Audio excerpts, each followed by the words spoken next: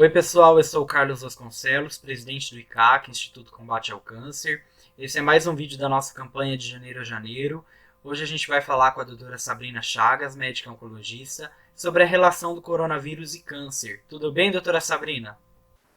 Oi, Carlos, tudo bom? É um prazer enorme estar aqui com você de novo para a gente ter mais uma conversa, ainda mais nesse momento que está todo mundo tão angustiado, chega tanta informação que às vezes as pessoas ficam confusas, não sabem em quem acreditar, e também a cada hora mudam as informações também, isso traz uma ansiedade grande, né, no nosso público.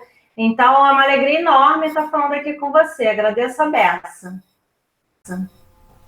Ah, que bom. Para nós também é um prazer muito grande receber você aqui. E para começar, eu queria saber o que é o coronavírus, porque muitas pessoas fazem circular notícias, né, boatos, fake news na internet, até mesmo no WhatsApp, sobre o coronavírus, sobre ele ter sido inventado em laboratório, até mesmo notícias falando que o coronavírus ele é falso, que é uma notícia inventada, que tudo isso não passa de um boato, que ele nem é tão grave assim. Eu queria saber de você o que é o coronavírus, enfim. O coronavírus é um tipo de vírus que já existia há bastante tempo, não começou agora. Já tivemos surtos, né, pequenos surtos, ele já causava doenças antes, né, principalmente nos países orientais.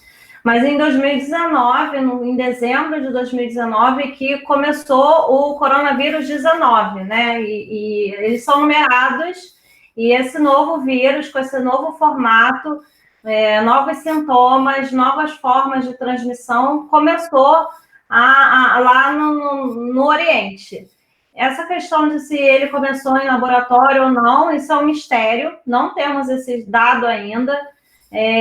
O que mais se acredita é que realmente ele começou através do consumo de morcegos, que é comum lá na China, mas tem gente que fala que começou em laboratório e que foi feito. Tem gente que fala que foi por um erro de laboratório, um funcionário errou, né, nas experiências e surgiu, tanto que os funcionários de lá morreram, mas tem gente que fala que foi de propósito, né, para causar, né, essa disputa econômica, enfim. Não temos essa resposta hoje, não temos como saber. O que aconteceu é que a partir de 2019, em dezembro, começou na China e começou a disseminação no Oriente e dali para a Europa e de lá para cá. Nunca antes a gente viu uma doença com tanto potencial, né, de disseminação. A gente sabe que a cada pessoa infectada, ela é capaz de disseminar para mais 10 e cada 10 para mais 10, em uma velocidade muito rápida. E os sintomas variam muito, né? E aí as pessoas ficam muito confusas, porque às vezes a gente, lá no começo, falava mais em síndrome gripal, né? Nos resfriados, nos sintomas respiratórios. Hoje já tem corrente falando de lesões na pele que pode causar. Depois veio a questão também do olfato, da alteração de paladar, do gosto, né? Das coisas que a gente põe na boca, enfim. A grande verdade é que tudo isso é muito novo para a gente, né? Uma doença que começou há menos de 6 meses, ninguém tem muito dado sobre ela, é tudo muito novo para a gente. Então, a partir de dezembro, começaram os estudos sobre isso, né? Para vocês terem uma ideia, quem faz uso de hormonioterapia para câncer de mama, por exemplo, os estudos que a gente ainda faz sobre a droga, né, começaram há mais de 50 anos atrás e a gente está aí com uma doença que tem menos de 6 meses. Então, a gente sabe nada ou quase nada sobre ela. Então, cada dia que chega um paciente com sintoma novo, a gente começa a investigar se pode ter relação ou não com a doença. Então, acho que o bom começo para essa conversa é o entendimento que é uma doença nova para todos nós. Por isso que às vezes vem notícias que não tinha antes, por isso que às vezes as coisas mudam, porque realmente é uma novidade muito grande. Bom, então agora que a gente já sabe o que é o coronavírus, eu queria te perguntar quais são os sintomas do coronavírus. Na verdade, a gente tem uma tabelinha dos mais comuns aos menos comuns, né? Os mais comuns são realmente queixas respiratórias, tosse, Febre é bastante comum, e febre é um critério relativo de gravidade, até a falta de ar, que é um dos critérios principais que a gente tem. Como uma síndrome gripal, como uma gripe, como um resfriado, pode dar dor no corpo, né? Aquele cansaço, aquele corpo pesado que a gente tem quando está gripado.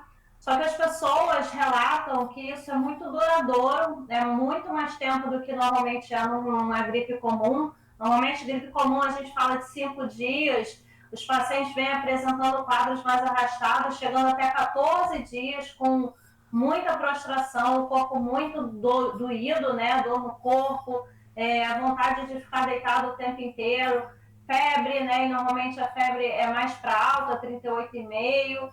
E a tosse também é muito frequente. E, em último caso, a falta de ar, que é o nosso principal sinal de alerta, é que muita gente relata com um peso no peito, né? Então, às vezes, essa falta de ar, ela tem variedade, né, de pessoa para pessoa na forma das pessoas descreverem.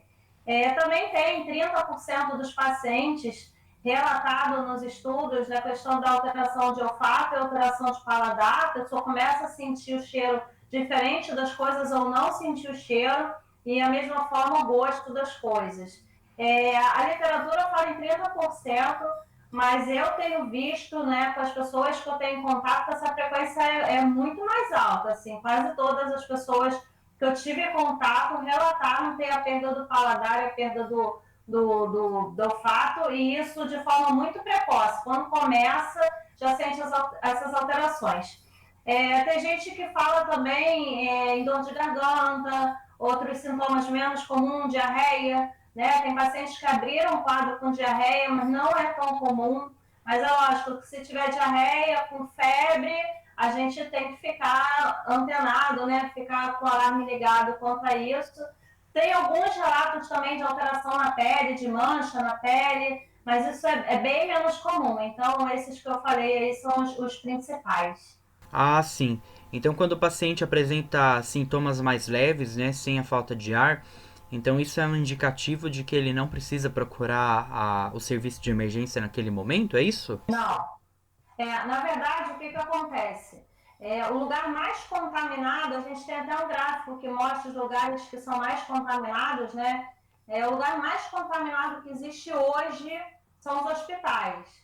Então, tem um estudo que saiu também recente que fala que todos os lugares ao redor dos hospitais são lugares bastante contaminados. Então, assim, o quanto a pessoa puder evitar ir para o hospital, tentar evitar. Mas se a gente classifica os sintomas que são de mais relevância, que merecem mais atenção e preocupação, a falta de ar é sempre uma coisa que a pessoa tem que ir para o hospital. Se a pessoa está com tosse, febre, alguma coisa leve, fica um dia, depois não fica, aí dá para ela ficar em casa. Mas continua com febre 48 horas, fica muito prostrada, tem que ir para o hospital para lá tentar fazer um exame de imagem do pulmão e um exame de sangue, e em alguns lugares, que é o ideal, fazer o teste, né, que é o suave, que é aquele que põe um cotonete bem grandão na garganta, que se chama PCR, que é para fazer o teste. Mas eles não estão fazendo o teste em todo mundo, depende dos sintomas, e são protocolos de cada hospital, são variados. Mas assim, a pessoa percebe quando está mal, sabe, Carlos? É, Se for uma gripe comum, estiver sentindo aquele corpo pesado, mas dá para levantar, dá para fazer as coisas, tá com uma tosse que vai, hora passa, fica em casa, porque sair de casa é sempre um risco. A gente relaciona também a gravidade da doença, isso tem alguns estudos que mostram, também não é definitivo, a questão da carga viral, né? Quanto mais vírus a gente tiver contato, né, e isso acontece muito com o profissional da área de saúde que está no hospital o tempo inteiro, esses profissionais, 20% deles estão ficando doentes, né? Porque eles ficam o tempo inteiro com aquela carga de vírus ali em cima deles. Então, assim, evitar ao máximo, né, ter contato com vírus, que pode ser que piore. Então, deixar mesmo se sentir muito prostrado, sentiu que está difícil de respirar, começou uma dificuldade de respirar, uma febre que não passa, uma diarreia que não passa com febre, são critérios que vale a pena procurar o atendimento. Ah, sim. Bom, e por exemplo, a gripe, né? ela pode dar sintomas e na verdade a gripe não tem tratamento. O que são tratados, por exemplo, são sintomas e eles podem se manifestar e se agravar, né, no corpo de isso no corpo de qualquer pessoa. E para o caso do coronavírus, isso é diferente? Ele tem tratamento? Então, para o coronavírus, a gente não tem um tratamento específico ainda. O que está acontecendo agora, hoje, né? O que acontece hoje é que a gente já viu que algumas drogas têm benefício para o combate ao vírus. Mas a gente decide qual droga vai dar, qual remédio vai dar, é uma decisão feita caso a caso, de acordo com os sintomas do paciente. Porque depende, tem paciente que tem a questão respiratória muito mais gritante, quando a gente faz o exame de sangue, tem algumas alterações que levam a gente a usar alguns remédios, né? Tem, às vezes, uma explicação para o coronavírus ser tão grave, uma relação de ter uma coagulação muito grande dentro do corpo, e aí a gente usa remédio para evitar essa coagulação, e a gente vê isso por um exame específico que é feito no sangue. Tem gente que a gente faz a imagem, um raio-x ou tomografia, e a gente vê que tem uma pneumonia ali muito importante, e aí a gente direciona mais o tratamento para o uso de antibiótico. Então, hoje, a decisão é feita caso a caso. Não tem nenhum remédio que a gente fale assim, esse daqui eu vou pegar para essa pessoa, eu vou dar e ela vai ficar boa. Não existe isso, não tem um remédio direto para combater o vírus. Mas a gente sabe de alguns remédios que podem ajudar em alguns sintomas, em alguns quadros que os pacientes têm. Uma coisa que é muito importante, é uma pergunta muito comum dos pacientes, é assim, o que eu faço para a minha imunidade ficar boa, para eu não diminuir a minha chance de pegar o vírus, né? Então, assim, a Sociedade de Nutrição, né, eles soltaram um papel, um paper, né, um estudo falando do que é importante para a gente ficar bem nesse momento. Eles falam de algumas coisas, vitamina D, C e zinco, mas isso tudo a gente consegue na alimentação. Então, eu acho que a grande mensagem, né, da questão de imunidade, de como estar bem para isso, é a questão alimentar, ter uma dieta equilibrada sempre, um prato colorido, fibras, frutas, isso é importante. Pegar um solzinho, é lógico que tem gente que não tem, aqui em casa não tem sol. Aí eu vou lá para a varanda, põe as crianças bem no cantinho para ficar um pouquinho no mínimo de sol que dá, então o sol tem seu papel. Lembrar da questão de dormir, né? As pessoas estão muito ansiosas, não estão conseguindo dormir direito, e o sono tem um papel importante nessa questão do bem-estar e também, por consequência, na imunidade. Então, são coisas que a gente tem que procurar também, porque um remédio, para a pessoa sair, acabar esse vídeo e ir comprar na farmácia para tomar e dizer que vai resolver estar protegida, a gente ainda não tem. Uhum. E antes da gente entrar assim no assunto específico oncológico, né? A gente já viu assim alguns comentários falando que muitas pessoas vão ter o coronavírus e vão melhorar, ficar curadas e nem saber que tiveram, né, a doença. Não sei se isso é realmente verdade, né? É uma verdade. E assim, pro caso dos pacientes, por exemplo, oncológicos, a questão deles ficarem mais vulneráveis por conta do coronavírus seria especificamente o sistema imunológico, é isso? Na verdade, assim, a gente acredita que quase 90% da população vai ter o contato com o vírus de alguma forma e essa grande maioria não vai ter a doença, isso é verdade.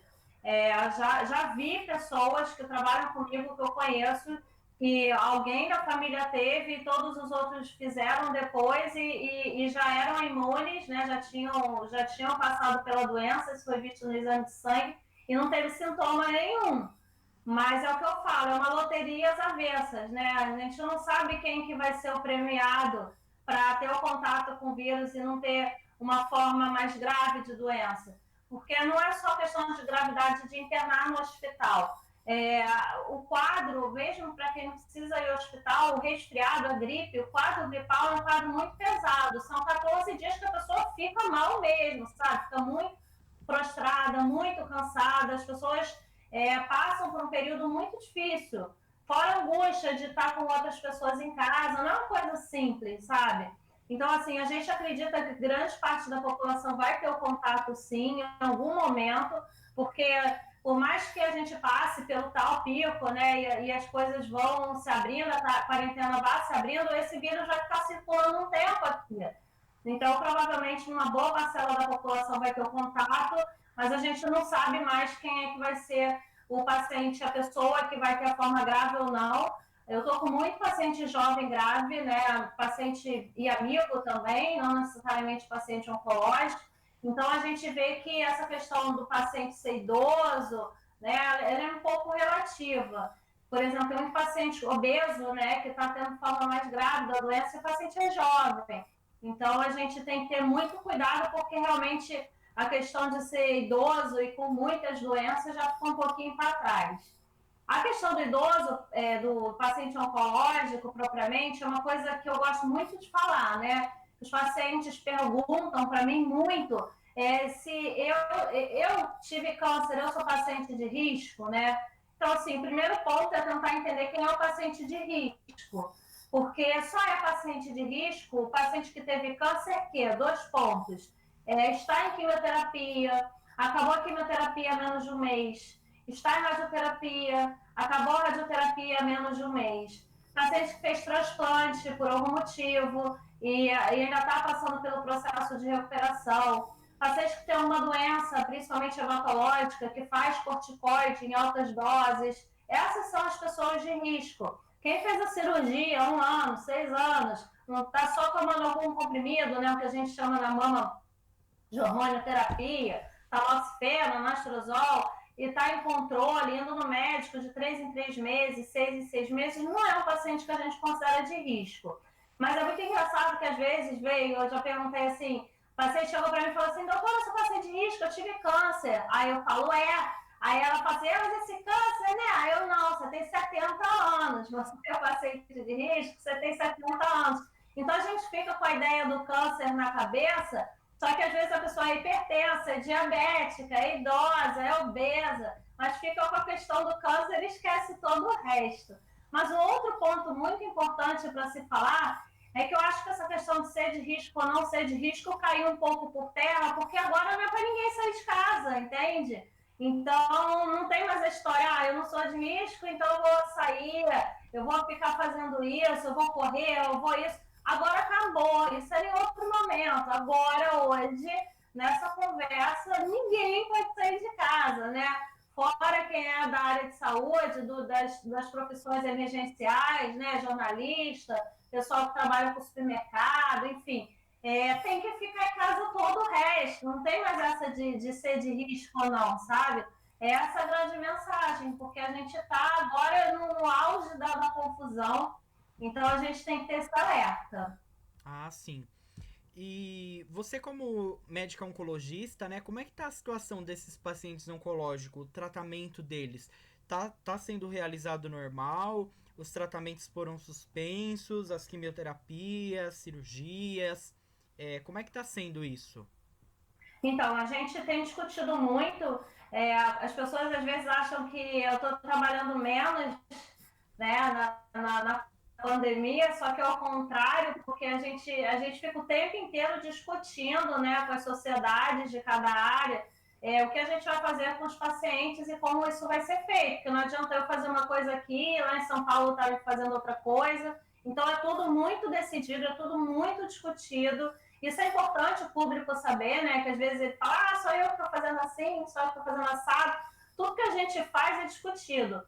Então, assim, eu tenho a discussão com a Sociedade Brasileira de Oncologia Clínica, em paralelo com a Sociedade Brasileira de Mastologia, de Urologia, né? Todas as áreas estão discutindo o que vão fazer para ser uma coisa uniforme, para não ficar uma coisa confusa. Então, de uma maneira geral, todos os pacientes que estão em quimioterapia eles estão seguindo seus tratamentos normalmente. Pacientes que estão em radioterapia estão seguindo seus tratamentos normalmente. Pacientes de primeira vez, né, que tem uma cirurgia programada, a gente tenta ver qual é o tipo de câncer que o paciente tem, para ver se há possibilidade nesse tipo de câncer desse paciente fazer um tratamento antes de operar, ou quimioterapia, ou radioterapia. Por quê? Porque operar hoje significa levar alguém para o hospital, deixar essa pessoa hospitalizada pelo menos 2 dias, e sempre que a gente leva alguém para o hospital, faz alguma cirurgia, a gente pode precisar de CTI, por exemplo. E os hospitais não têm leito do CTI, não tem respirador. Então, assim, a gente está expondo o paciente com risco dele ser contaminado e tendo o risco de não ter como cuidar desse paciente da forma que ele merece. Então, sempre que é possível, a gente está tentando deixar a Evitar. cirurgia mais para frente. É lógico, né? A paciente está com sangramento, né? Alguma coisa aguda, não tem como a gente esperar. É um caso que tem que ser resolvido ali.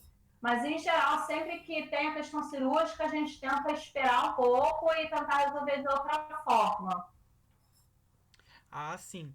E para esses pacientes que estão fazendo químio e precisam sair de casa, muitos deles às vezes precisam até pegar transporte público mesmo, né, para ir até o hospital. E aí que acaba sendo também, acho que o grande problema, né, porque ali você não tem como saber quem tá contaminado, quem não tá. É, acaba sendo um grande problema, né, para esses pacientes também, né? Na verdade, naquela listinha que eu falei dos lugares que mais contaminam, né, os lugares que têm maior índice de vírus no espaço ali, porque o vírus está no ar, né? Então, é como se fosse uma nuvem. A gente não consegue ver onde ele está. O segundo lugar, ou o terceiro, se não me engano, depois do hospital, são os transportes públicos, né? Então, assim, é um lugar que a gente fica apavorado de entrar. Então, mais do que nunca, a questão das máscaras é essencial. Então, uma coisa que eu sempre gosto de falar, que as pessoas têm que ter um cuidado muito grande, é a questão da máscara, porque a pessoa põe a máscara e tem a sensação que está segura, né? Eu estou de máscara, nada mais acontece comigo. E não é verdade. Uma angústia que eu tenho todo dia no consultório é que as pessoas sentam para a consulta de máscara, aí estão conversando comigo, estão passando a mão na perna, põe a mão na cadeira, aí daqui a pouco põe a mão na máscara, ele vai, ele se coça, ele mexe no cabelo, ele ajeita a máscara, aí ele passa a mão na calça, daqui a pouco ajeita de novo, coça. Isso vai me dando uma agonia, eu falo, pelo amor de Deus, não põe a mão na máscara. Porque as pessoas têm que entender que essa parte de fora da máscara é uma parte contaminada. Saiu de casa, já está suja, pode não ser vidro, mas é poeira, ali já não presta mais. Então, assim, tentar se habituar a não botar a mão na cabeça mais depois que põe a máscara, não encostar. Se não tiver jeito, né? Às vezes o elástico sai, às vezes o nariz fica aparente, tentar mexer, botar a mão no álcool, lavar a mão com sabão, água e sabão. Se não tiver jeito de forma alguma, você esteriliza a sua mão e mexe na máscara por dentro, porque não adianta mexer com ela por fora. Da mesma forma, uma coisa que eu sempre falo, o pessoal pega a máscara e tira assim, né? Pela frente, ou então tira em bola na mão, aí joga fora em qualquer lugar. Não pode, tem que tirar a máscara pelos dois lados e tentar dobrar ela ao contrário, né? Fazer com que a parte que estava na parte externa não fique exposta, não encoste mais na gente. E tirou a máscara, lavar a mão, sabe? Né? Aquela parte ali, ela tá suja. Então não adianta você ficar mexendo, né? Botar a mão, de repente, no transporte público, botar a mão na cadeira, segurar aquilo e depois botar a mão na máscara. Contaminou, botar a mão no rosto, contaminou. Então, o que eu tento orientar sempre, as pessoas tentarem sempre, quando não está com uma coceira enorme, né? Está caindo da orelha, apareceu o nariz, tem que mexer na máscara, limpa a mão, lava a mão com água e sabão, passa o álcool em gel, se não tiver água e sabão, e aí mexe na máscara por dentro, tenta recolocar ela por dentro para não encostar na parte de fora. E lembrar sempre, encostou em qualquer parte, lava a mão de novo, passa o álcool em gel, porque só a máscara, só isso, não é suficiente. Mas é lógico que todo mundo agora tem que estar de máscara também. Ah, sim. Bom, então para resumir tudo isso que a gente falou, né, para finalizar, quais são os cuidados que os pacientes devem ter, né, os oncológicos principalmente. Eu acho que o primeiro deles é, se não precisar, não saia de casa, né? Exato, não sair de casa. Assim, vamos começar da vida como ela né? A gente tentar ter uma alimentação equilibrada, né? As pacientes ficam em busca de chás milagrosos, sucos milagrosos, a gente não precisa disso. A gente precisa de uma dieta equilibrada, que tenha fruta, que tenha verdura. A gente precisa dormir bem, a gente precisa beber bastante água, né? 2 litros de água fazem falta, são importantes. Pegar um pouquinho de sol, a gente fala em 20 minutos, 2 vezes na semana. É importante, é lógico que isso é para quem não estiver em química, nem estiver em rádio. Lembrar que não é para sair de casa de forma alguma. Se tiver alguém que trabalhe fora de casa, alguém em casa que seja da área de saúde, alguma pessoa que todo dia saia, tem que ter muito cuidado. Se for uma pessoa da área de saúde e tiver como ficar em quartos separados, é até o ideal. Tentar não usar o mesmo banheiro, se for possível. Tentar deixar para ter prato, né? Prato, garfo, colher, os seus utensílios sendo só seus, o que é mais uma forma de proteção. E não sair de casa, e se não tiver jeito, tem o dia do tratamento, tem que sair.